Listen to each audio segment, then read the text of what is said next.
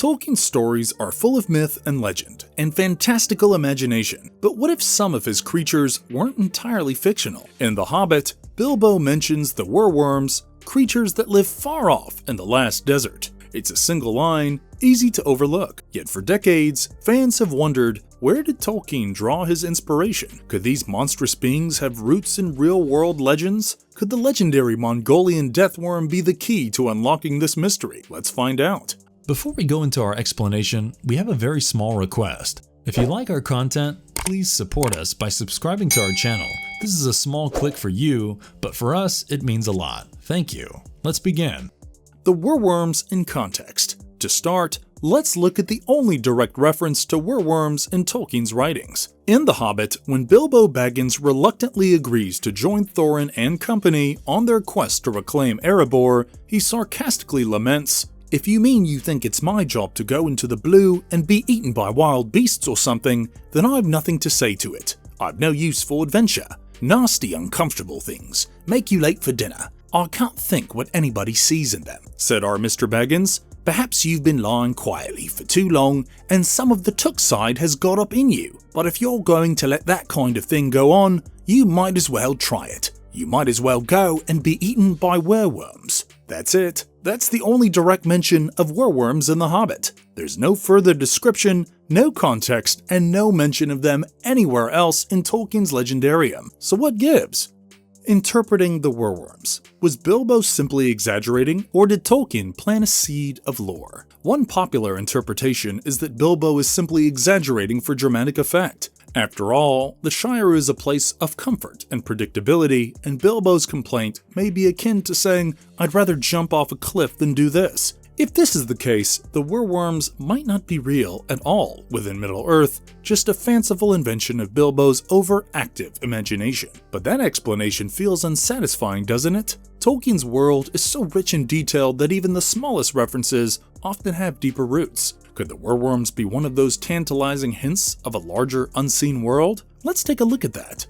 Werewolves in mythology and folklore. The term worm in Old English and Norse mythology often refers to a serpent or dragon-like creature. The most famous example is Jormungandr, the world serpent in Norse mythology. Similarly, in Anglo-Saxon legends, the word worm is often used to describe dragons, wingless, slithering monsters that hoard treasure and terrorize communities. Could Tolkien's werewolves be a nod to this tradition? Given Tolkien's deep love for Old English literature, it's entirely plausible. He was heavily influenced by works like Beowulf, in which the dragon, or worm, is a central antagonist. The prefix wer is most famously associated with werewolves, humans who transform into wolves under certain conditions. If we apply the same logic, a werewolf could be a creature or perhaps even a person capable of transforming into a massive dragon-like serpent. This interpretation opens up fascinating possibilities for Middle-earth's cosmology, and werewolves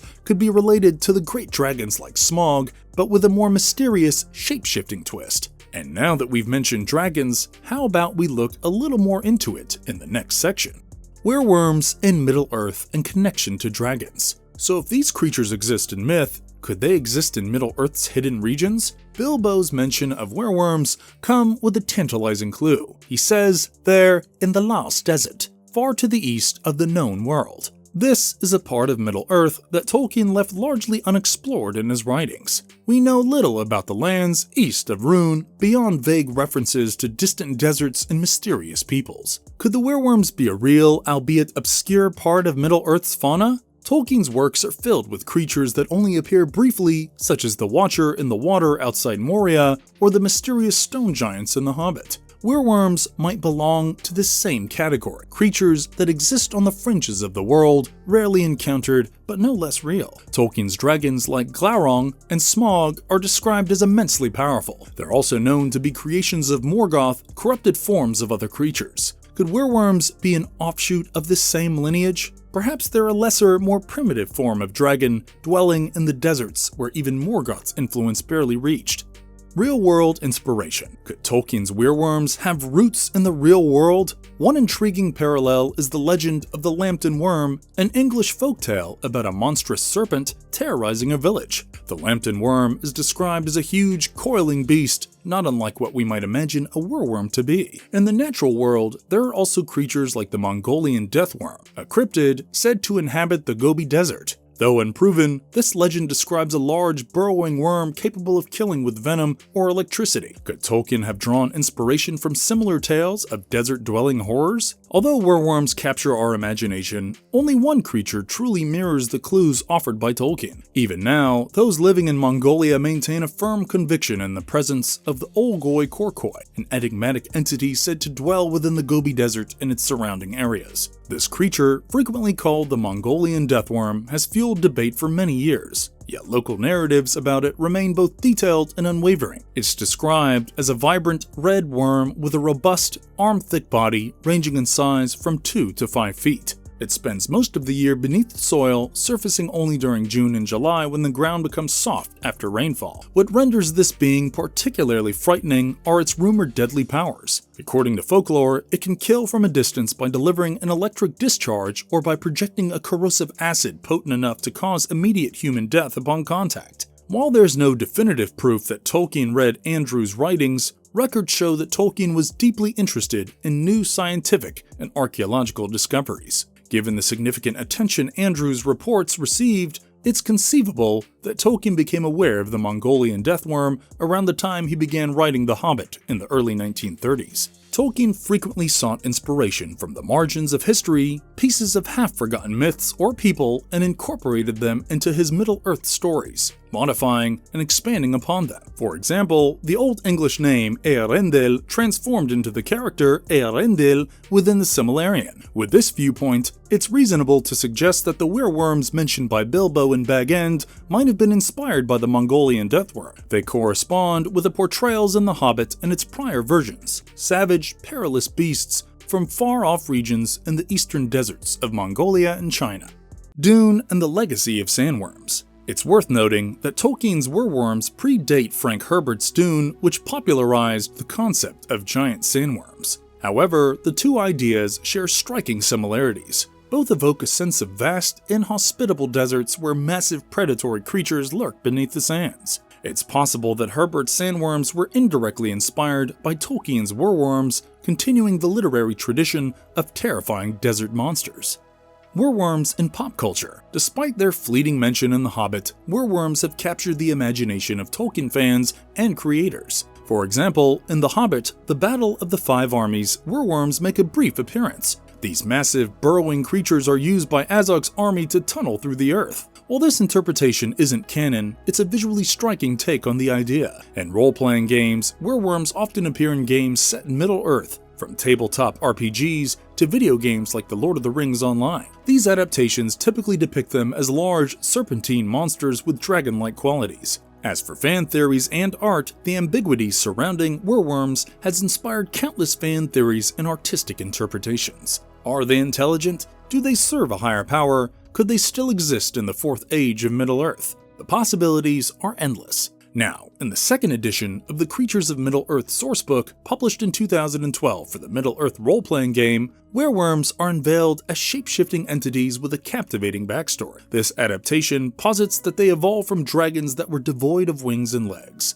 ultimately diverging into two distinct types, the sandrakes and the true wereworms. Sandrakes are shown as monstrous beings capable of imitating any object they touch, while true wereworms are portrayed as far more menacing, intelligent adversaries with a command over arcane magic. This interpretation blurs the line between physical monstrosity and magical prowess, enriching the already intricate tapestry of Tolkien's mythology. Shifting gears to the 2003 The Hobbit video game, we encounter wereworms as more overtly monstrous figures. These gigantic caterpillar-like creatures inhabit subterranean lands and make their debut following the defeat of the Trollhole boss. Their terrifying nature is particularly highlighted by their persistence. Each time Bilbo slays one, another one immediately appears in its place. Although blind, they possess an acute sense of hearing, reacting to noise if the player isn't careful, and their guttural, almost canine snarls amplify the tension. Successfully sneaking past them or engaging them in combat feels like a genuine trial for Bilbo's courage. Moving on, in The Lord of the Rings: The Battle for Middle-earth 2, we are introduced to worms, creatures that bear a considerable resemblance to werewolves.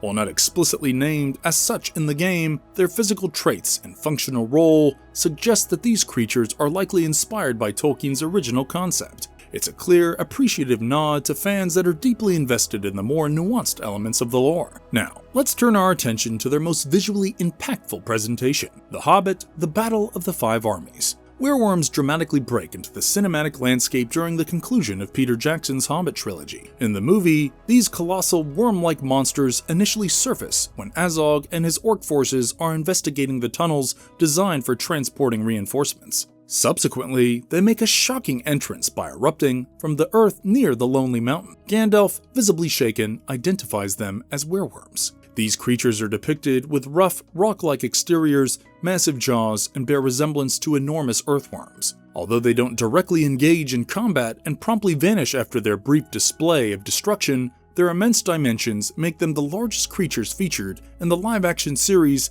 second only to Smaug, whose length is an incredible 426 feet. Interestingly, these werewolves share a visual kinship with Carnictus from Peter Jackson's 2005 King Kong movie. These worm-like entities famously devoured Lumpy, played by Andy Serkis, and their design appears to have served as inspiration for the werewolves in the Hobbit films. The thematic connections do not end there. Those familiar with the StarCraft series may observe that the werewolves have striking similarities to the Nidus worms. Additionally, within Jackson's Middle-earth cinematic world, there are subtle visual echoes, such as Thorin landing on Smaug's nostril, which mirrors Darrow falling onto the jaws of the Vastatosaurus Rex in King Kong. These all exemplify Jackson's trademark self-referential style. Marvelous verdict. Whether they were meant to be a real part of Middle-earth's ecosystem or just a passing joke, they've sparked decades of debate and creativity. So are Tolkien's werewolves real? In the strictest sense, we may never know, but in the minds of fans and creators, they've taken on a life of their own. And that's the magic of Tolkien's legacy. What do you think? Are werewolves an overlooked piece of Middle-earth's lore, or just a figment of Bilbo's imagination? Let us know in the comments below. And don't forget to like, share, and subscribe for more journeys into the world of Tolkien. Until next time, keep exploring.